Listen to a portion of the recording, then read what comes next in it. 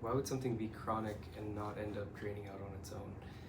And this is where it becomes really interesting, is that there are 4 different mechanisms that create inflammation that doesn't end up leaving on its own.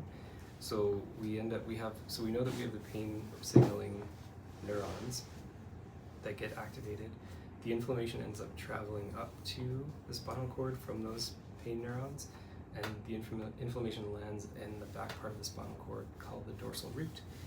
And this dorsal root may be connected to 10 or 15 other structures. There's convergence, which is the term that we use to describe that.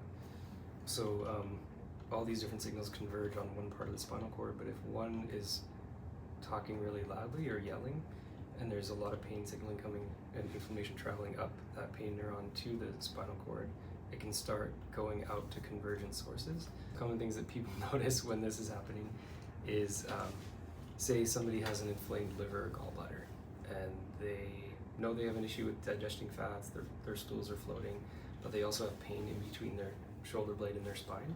This is a good example of neurogenic inflammation that's created from a visceral cause. So the inflammation is actually in the liver or the gallbladder, but it's landing at the spinal cord and then coming back out the spinal cord and creating inflammation in the tissue in between the shoulder blade and the spine. So that's the convergence piece.